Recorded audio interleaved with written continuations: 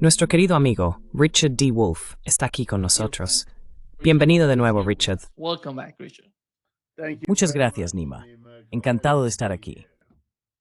How do you see the whole situation with this? ¿Cómo ves toda la situación con el caso de Ucrania? Porque al fin y al cabo no parece que los europeos, junto con los ucranianos, estén contentos con las concesiones territoriales, la limitación del tamaño del ejército ucraniano o la pertenencia a la OTAN. No quieren mencionar nada de eso en un acuerdo sobre Ucrania. Incluso van más allá. Aquí está Kaja Kallas hablando sobre cómo se sienten respecto a la situación con Rusia. How do they feel about the situation with Russia? Para evitar que esta guerra continúe, desejamos bien frenar al ejército ruso y su presupuesto militar. Yeah. They're going beyond that, to counter what Russia is Sí, talking están about. yendo más allá para contrarrestar lo que Rusia está diciendo. Pero antes de llegar a tu comentario, esto es lo que se publicó en Político. Que Europa está pensando en, ya sabes, lo impensable, la represalia contra Rusia. Están hablando de la militarización de Europa, junto con ciberataques, y ya sabes, todo eso combinándose para contrarrestar, para oponerse a Rusia. ¿Qué opinas, Richard, sobre el hecho de que Europa siga tan empeñada en esta política fallida en Ucrania? On this failed policy in Ukraine.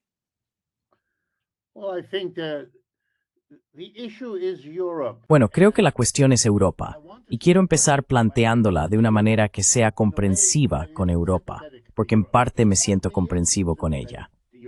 A lo que me refiero es a lo siguiente. Durante los últimos 500 años, Europa ha sido, en cierto modo, el centro de la autoconciencia del mundo. En otras palabras, allí tuvimos el Renacimiento, allí tuvimos la Reforma, allí tuvimos la Revolución Francesa, la gran transición del feudalismo, creó el sistema capitalismo.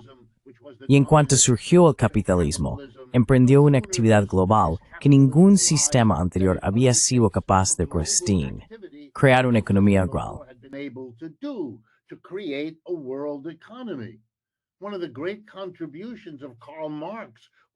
Una de las grandes contribuciones de Karl Marx fue decir en El Capital lo que acabo de mencionar.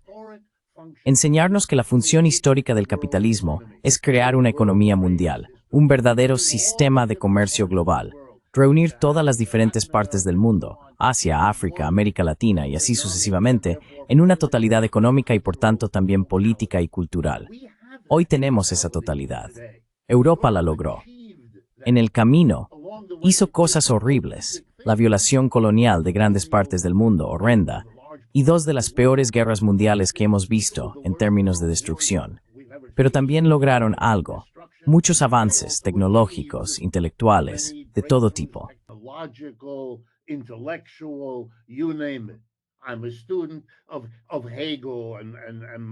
Soy estudiante de Hegel, Marx y Adam Smith, y mira, todo eso. Y ahora se ha acabado. Este es el mensaje más importante que puedo transmitir. Europa ha terminado en ese papel. Europa seguirá existiendo. Europa funcionará. Europa puede hacer cosas buenas. Ese no es el problema. Pero ser el centro del mundo, eso se ha acabado. Así como Europa fue en su día solo otra parte de un globo indiferenciado y aún no unificado, ahora Europa formará parte de un globo unificado, pero no de uno en el que Europa sea el centro. Y esto es muy difícil de aceptar, como lo sería para cualquier población. Están intentando constantemente no ver lo que está ocurriendo.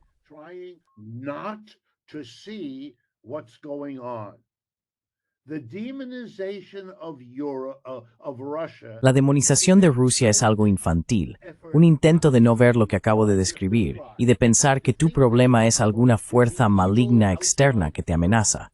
Ese no es tu problema. Mira las dificultades que tiene Rusia para controlar siquiera esta pequeña parte, aproximadamente una cuarta parte de Ucrania. ¿Y van a invadir qué? Francia, Reino Unido, Alemania. Es absurdo. No podrían. No lo harían. No son tan estúpidos. Han demostrado con mucho cuidado su conciencia sobre este tipo de cuestiones. Y los aliados China e India, en quienes confían, no participarían en nada de eso. Es desesperado. Tan desesperado que resulta transparente.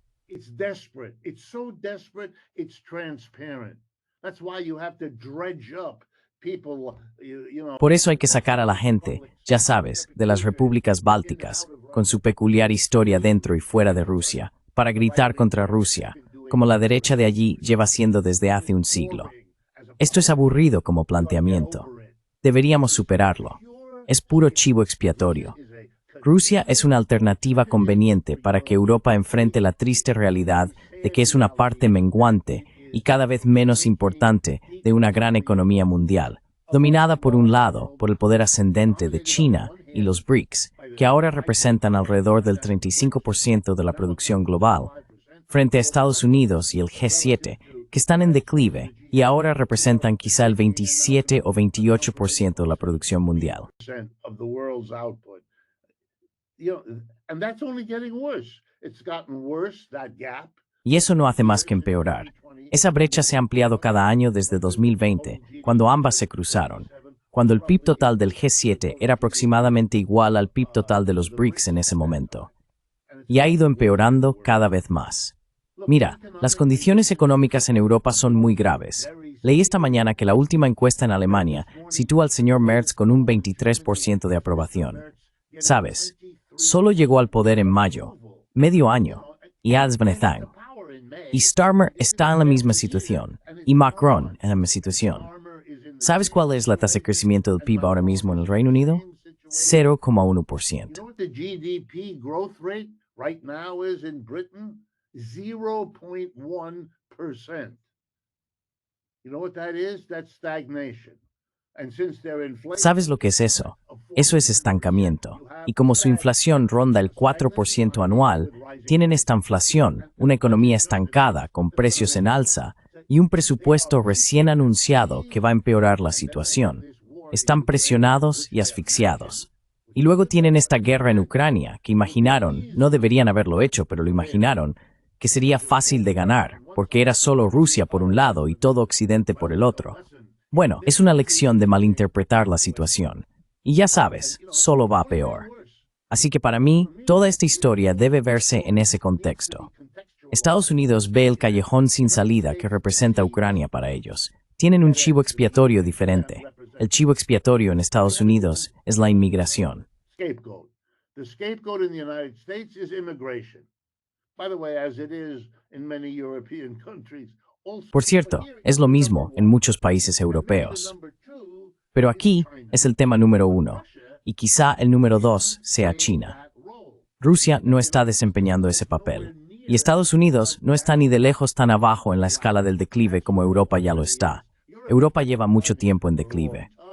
El último imperio real que tuvieron los europeos fue el británico, y ese murió después de la Primera Guerra Mundial, y fue completamente desmantelado tras la Segunda Guerra Mundial, como nos enseña la historia.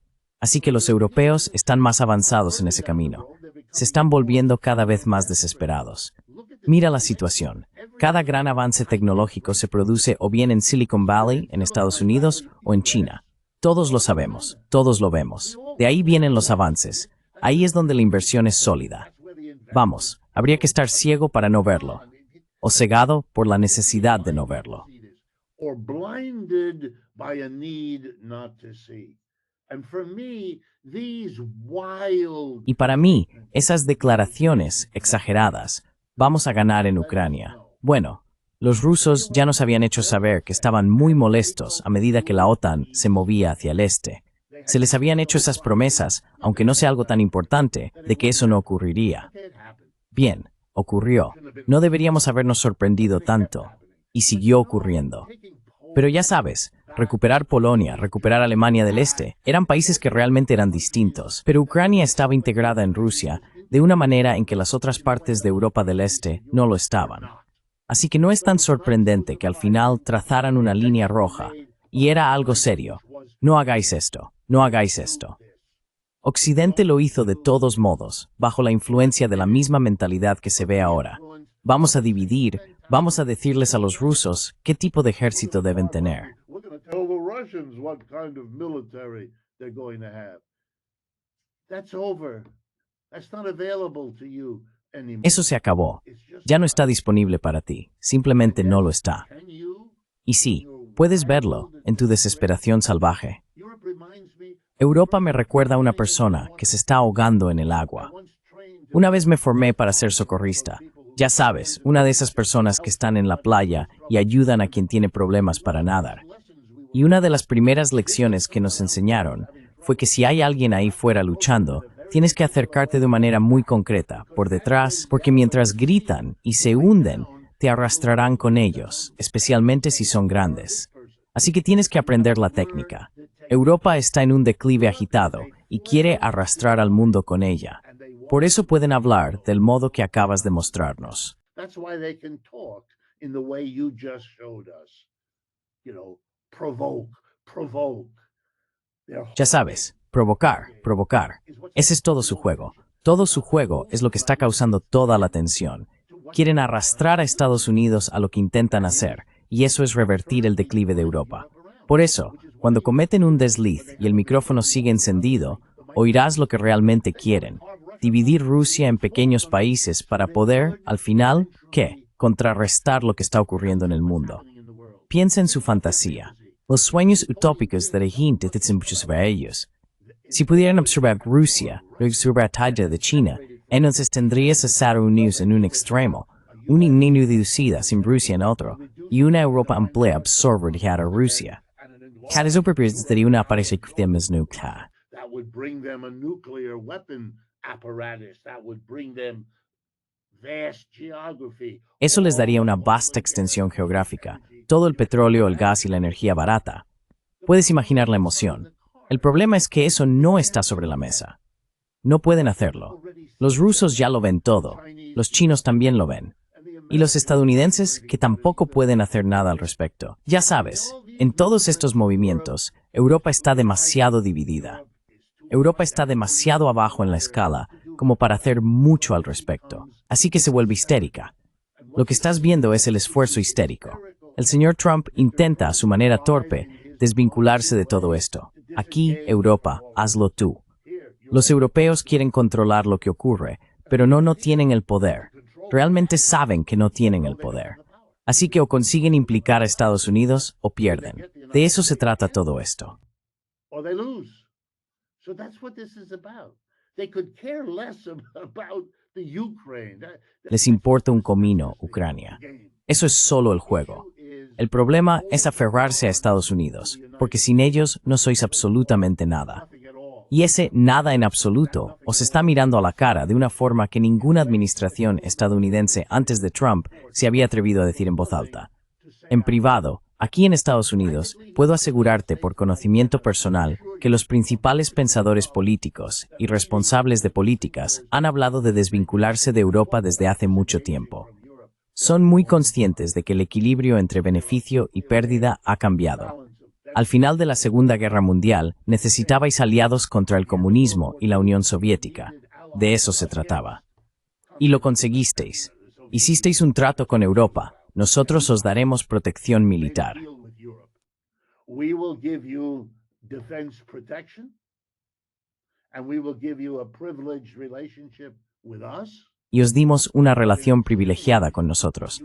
Pero a cambio, teníais que ser aliados leales políticamente y entregar vuestros imperios. Y eso fue lo que ocurrió. Los británicos, los franceses, todos esos imperios se cerraron después de la Segunda Guerra Mundial y Estados Unidos entró y los sustituyó. Es muy importante. ¿Con qué se quedó Europa? Sin imperio. La mitad de la riqueza que fluía hacia Europa procedía del imperio, y eso se perdió. Se vieron reducidos a ser aliados de Estados Unidos.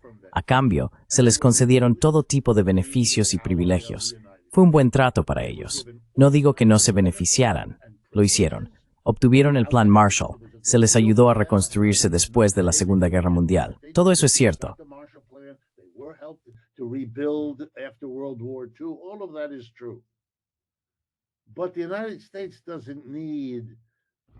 Pero Estados Unidos no necesita un gran colchón frente a la Unión Soviética, porque la Unión Soviética ya no existe. Si van a luchar, será con China, no con Rusia. Ellos lo saben, y no quieren cargar con Europa mientras ésta decae. Eso no resulta atractivo. Europa ya no tiene nada que ellos deseen. No tiene el encanto, no tiene la gran riqueza, no tiene la moda. Simplemente no lo tiene. Y por tanto, no es un aliado atractivo. Además, cuando se consideran todas sus disputas internas, nadie quiere eso. No resulta interesante. No tienen recursos reales. Son importadores netos de energía, son importadores netos de alimentos y de todo lo demás. Importers of energy, they are net importers of food and on and on. So it's okay, but it has nothing. Así que está bien, pero ya no tiene lo que tuvo en su momento. Y vuelvo a mi primer punto. Estás viendo el declive de Europa. Eso es lo que está ocurriendo. Y claro, el señor Trump presenta su plan de 28 puntos. Y aquí, en Estados Unidos, todavía tenemos gran parte de nuestra mentalidad anclada en la Guerra Fría. Es parecido pero un poco diferente. No están ligados al largo camino ni a la civilización europea en decadencia. No. Son una clase política que ha sido entrenada instintivamente durante 70 años para ver todo lo que venga de la Unión Soviética o de Rusia como algo malo, malo, malo, malo, malo. Así fue como aplastaron a la izquierda. Y ahora están muy molestos porque la izquierda está regresando dentro de Estados Unidos.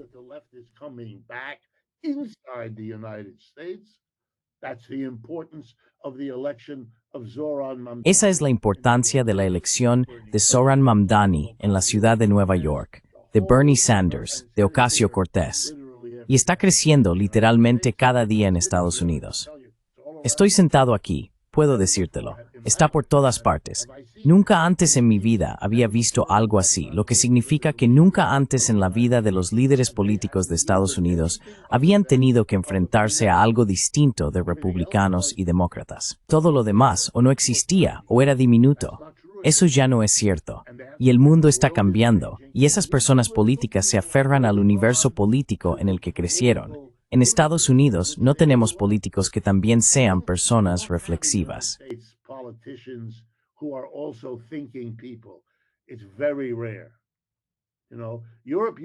Es algo muy raro. Sabes, Europa solía tener mucho más de eso. Ahora Europa se parece más a Estados Unidos. Pero en general, no tenemos gente que piense. Así que no lo encontrarás entre ellos. Lo encontrarás entre los think tanks, las personas cuyo trabajo consiste en intentar reflexionar sobre todo esto. Están viendo muchas de estas cosas, pero aún no tienen poder. Algunos sí, pero la mayoría no. Así que lo que queda son los restos. Y los viejos guerreros de la Guerra Fría, a veces llamados neoconservadores, que viene a ser lo mismo, sabotean. Es lo único que pueden hacer. El señor Trump está haciendo lo que la corriente principal quiere hacer. Y luego están los saboteadores, y uno de ellos filtró la conversación entre Witkoff y Lavrov, o quien fuera. Kirill Dmitriev. No importa, de un modo u otro, estas cosas se resuelven. Ahora intentarán averiguar quién hizo eso. Si fue quien sospechan, el militar que asesora a Trump, lo expulsarán.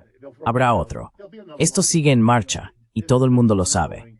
Así que el señor Trump fija un plazo. Creo que su plazo para el plan de 28 puntos era hoy, día 27. Pasará como tantos otros, porque esto es un proceso continuo. Y además, todas las personas que participan entienden el elemento del tiempo. Déjame parar, sé que estoy hablando demasiado, pero quiero detenerme en la noción del tiempo, porque ayudará a quienes intentan comprender esto. El tiempo no es el mismo para todos los jugadores aquí. Esto no es un juego en el que haya una sola unidad de tiempo que todos deban respetar.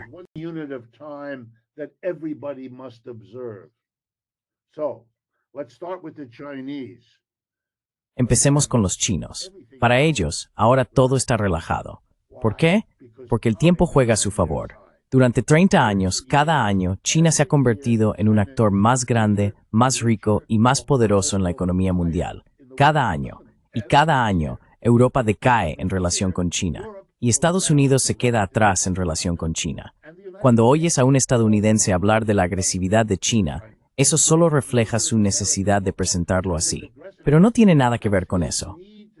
Los chinos no necesitan ser agresivos. Estados Unidos tiene 700 bases en todo el mundo. Así fue como sustituyó a todos esos imperios después de la Segunda Guerra Mundial, convirtiéndose en el imperio unipoder universal. Los chinos simplemente crecen, y eso amenaza a ese imperio, claro. Pero los chinos tienen una sola base militar.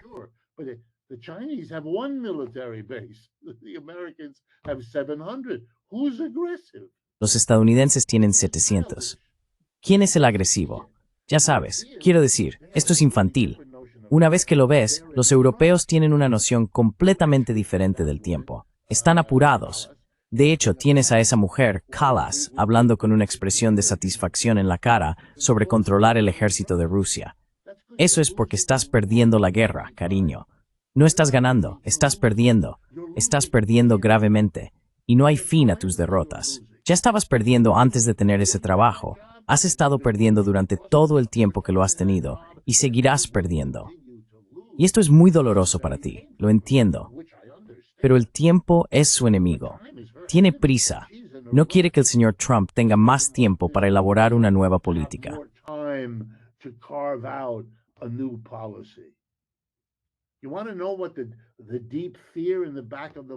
¿Quieres saber cuál es el miedo profundo que tienen los europeos en el fondo de sus mentes?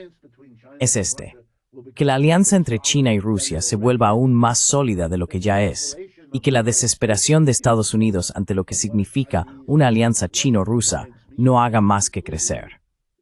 Permíteme ser claro para que todos lo entiendan. La combinación de Rusia y China reúne a la principal potencia manufacturera del mundo, uno de los dos países más poblados, con 1.400 millones de personas, y a Rusia, el país más grande geográficamente con diferencia, con uno de los aparatos militares más desarrollados del mundo.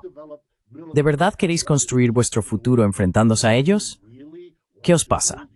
Y los europeos, si tienen algo de sentido común, pueden ver cómo los estadounidenses observan esta situación.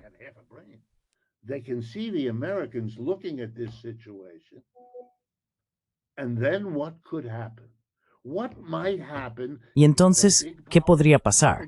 ¿Qué podría ocurrir si tienes una gran potencia, otra casi igual de grande y una tercera que está en declive? Las dos primeras resuelven sus diferencias a costa de la más pequeña. Eso ocurre constantemente en la historia humana. No digo que vaya a suceder así, pero si buscas algo por lo que preocuparte, sería eso. Y una de las formas en que podría producirse un conflicto entre China por un lado y Estados Unidos por el otro, la potencia en ascenso y la potencia en declive, ya está siendo anticipada por la propia guerra de Ucrania. Porque esa es una guerra por delegación entre esas dos potencias, a costa del pueblo ucraniano. Mira lo que les ha pasado a ellos y a su país. Y lo que les ha pasado a ellos y a su país podría ocurrirle a toda Europa. ¡Ja, ja!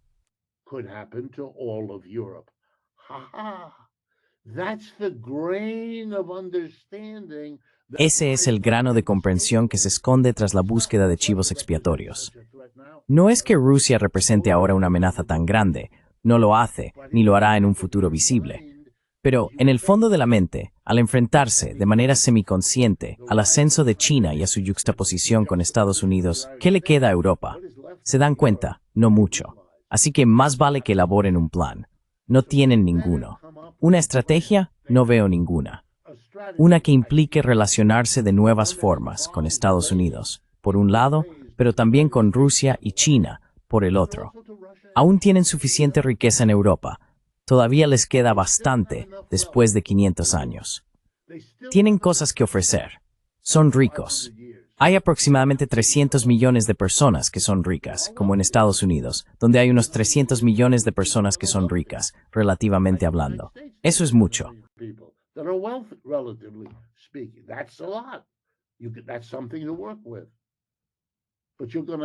Eso es algo con lo que se puede trabajar, pero vas a tener que eliminar a todos esos líderes.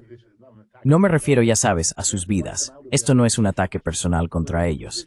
Pero hay que apartarlos de sus cargos, de sus posiciones políticas, y traer una nueva generación de personas que comprendan lo que he estado intentando decir y que quieran sentarse con los líderes de China y Rusia y con los líderes de Estados Unidos y sus aliados para elaborar lo que el señor Putin, con razón, llama una nueva estructura pacífica de seguridad para todos en Europa. Tiene razón. Culparlo y gritarle por las cosas malas que ha hecho no cambia eso. En ese punto, es la única manera de avanzar. De lo contrario, habrá guerra interminable, conflicto y un despilfarro de recursos en una carrera armamentística sin fin. Me parece evidente.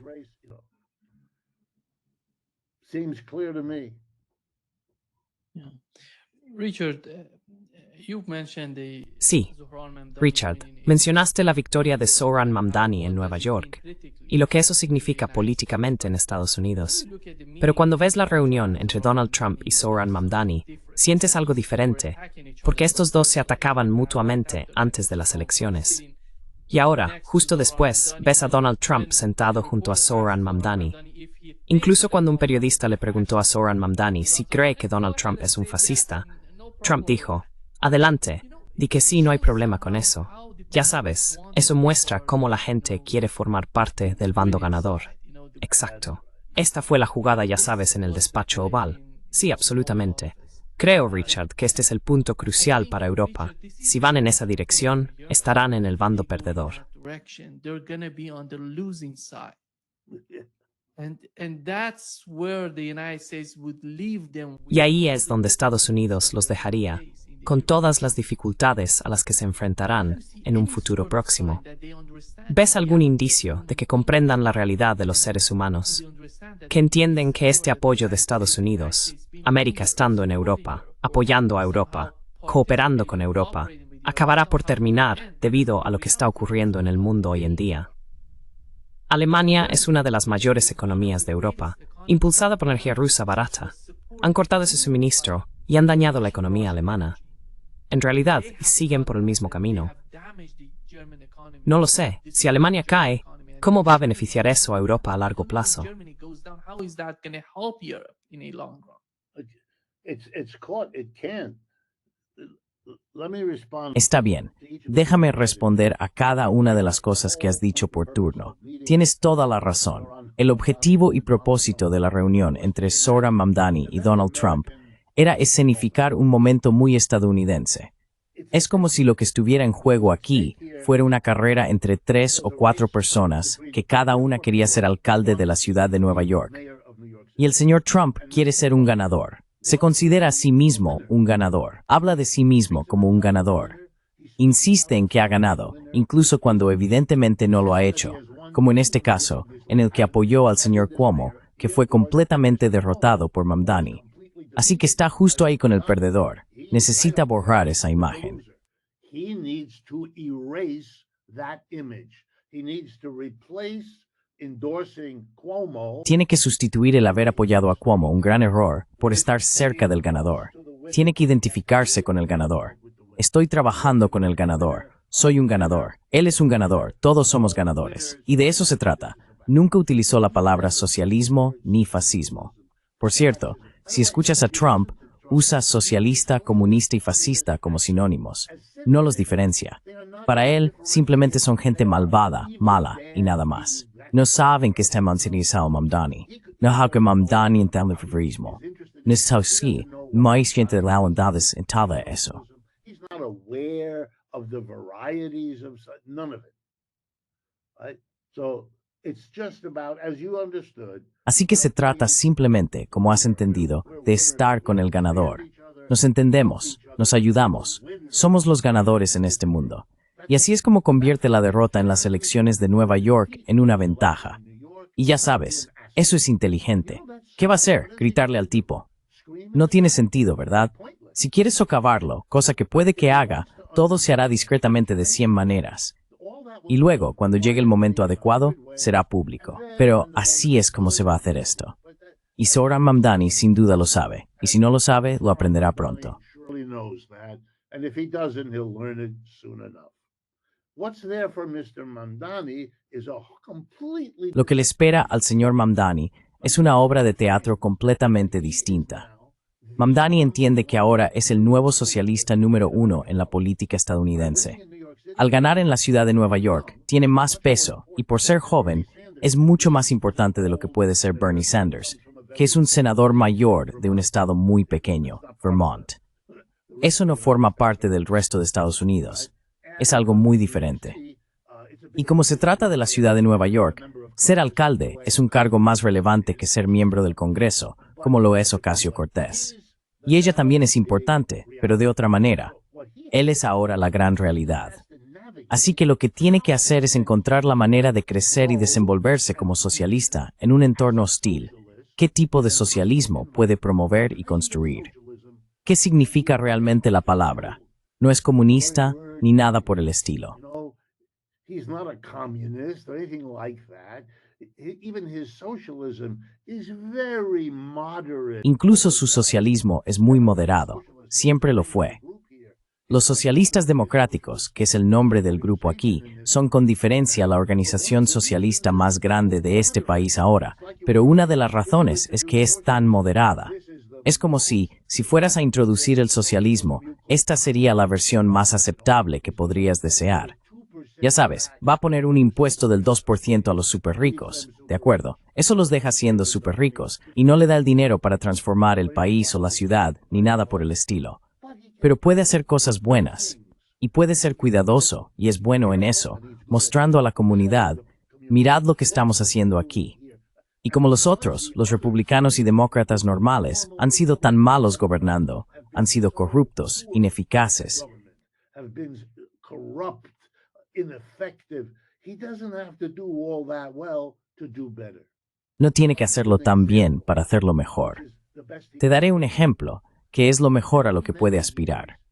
Durante muchos años después de la Segunda Guerra Mundial, la ciudad industrial del norte de Italia, llamada Bolonia, una ciudad importante, no era un centro industrial tan grande como Milán, pero casi.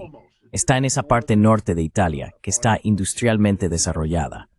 Bolonia fue siempre una ciudad roja. El Partido Comunista de Italia dirigía esa zona. Ocupaban siempre la alcaldía, controlaban la ciudad. Y una de las cosas de las que se cuidaban mucho era de evitar la corrupción. En el resto de Italia, la corrupción lo consumía todo, debido a la forma en que el país se organizó después de la Segunda Guerra Mundial. El verdadero poder estaba en el Partido Comunista y en la resistencia a Mussolini y a los nazis.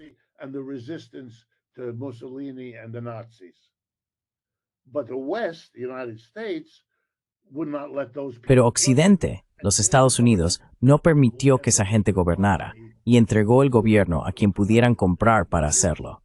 Y así la corrupción comienza desde el principio y nunca se detiene.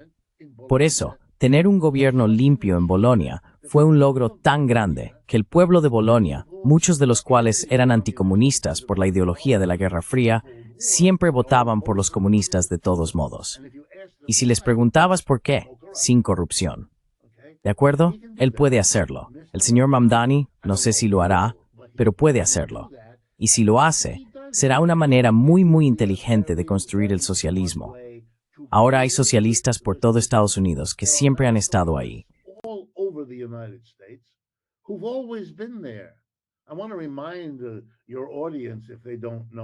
Quiero recordar a su audiencia, por si no lo saben, que antes de la Segunda Guerra Mundial, antes de la Guerra Fría que comenzó en 1945, los socialistas y comunistas estaban por todas partes en Estados Unidos. Hemos tenido cientos de alcaldes de ciudades estadounidenses que eran socialistas. El señor Mamdani no es el primero en absoluto. Hemos tenido legislaturas estatales llenas de socialistas electos y también algunos comunistas. Esa es una de las razones por las que, en la Segunda Guerra Mundial, Estados Unidos fue aliado de la Unión Soviética. Solo después de eso, el cambio repentino justo después de la Segunda Guerra Mundial, fue cuando Estados Unidos se volvió contra su aliado, la Unión Soviética, y se dio cuenta de que tenía dos problemas aquí.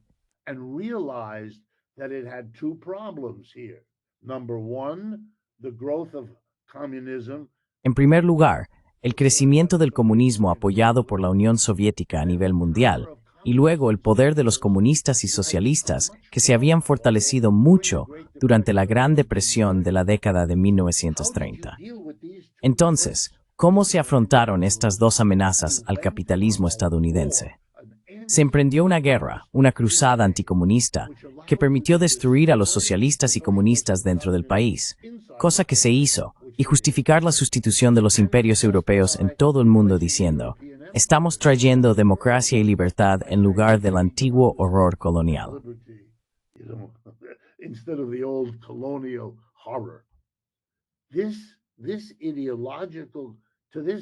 Esta ideología, hasta el día de hoy, sigue haciendo que la gente piense así, porque fue una cobertura ideológica perfecta para lo que Estados Unidos necesitaba hacer en su propia mente. Y fue exitosa. Destruiste el socialismo. Así que lo que estás viendo con Mamdani es simplemente que está regresando. Toda esa gente sigue ahí. Aunque hayan muerto, transmitieron esas ideas a sus hijos.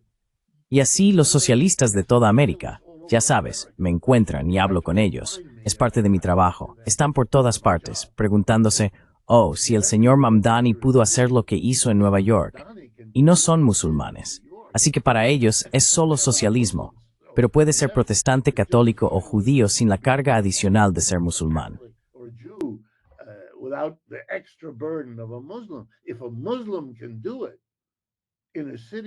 Si un musulmán puede hacerlo en una ciudad que tiene más judíos que cualquier otra ciudad de Estados Unidos, bueno, estás aprendiendo que el socialismo es aceptable.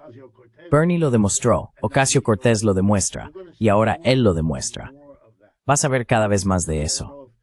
Incluso podrías ver, no sé si te diste cuenta, Nima, hubo un momento en que el señor Trump estaba denunciando a Mamdani cuando dijo, es un socialista, y luego Trump se corrigió.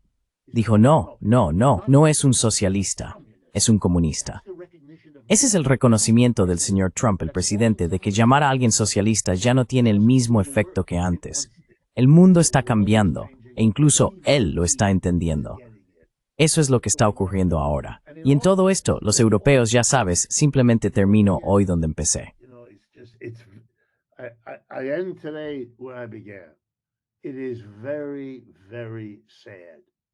Es muy triste. Pero no vas a afrontar tu problema, tu declive, tu pérdida de la posición en el mundo que tuviste durante 500 años. Y recuerda, no perdiste esa posición por lo que otros te hicieron. La perdiste porque la forma en que actuaste en esa posición se socavó a sí misma. Recuerda a uno de tus grandes pensadores, Hegel. Todo es internamente contradictorio. Te hiciste rico y poderoso con tu imperio colonial, pero también construiste a tus propios sepultureros. Construiste las instituciones que ahora te desplazan. Así es la vida. Creces, tienes hijos y luego mueres, y tus hijos toman el relevo. Doloroso, pero es la realidad. Y Europa lo está viendo ahora.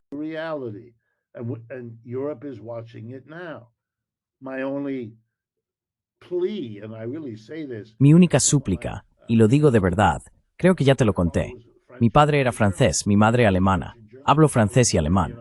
Nací en Estados Unidos y he vivido y trabajado aquí toda mi vida. Pero una parte de mí sigue siendo europea. No quiero que Europa desaparezca, no quiero que Europa decaiga. Pero con el tipo de liderazgo que tienen ahora, líderes que quieren ir a la guerra demonizando a Putin porque no tienen un Stalin, así que convierten al señor Putin en uno. Eso no resuelve nada. Es el acto desesperado de alguien que se está ahogando. Estarían mucho mejor con líderes que quisieran sentarse y llegar a un acuerdo. Tengo que decirte que en ese sentido, el señor Trump, con todos sus terribles defectos, les lleva ventaja. Y eso también debe molestarles en cierto modo. Sí, exactamente. Muchas gracias, Richard, por estar con nosotros hoy. Un gran placer, como siempre. Sí, muy interesante. Y gracias por tu programa y por asegurarte de que la gente de todo el mundo pueda escuchar algo un poco diferente de lo que aparece en el periódico cada mañana.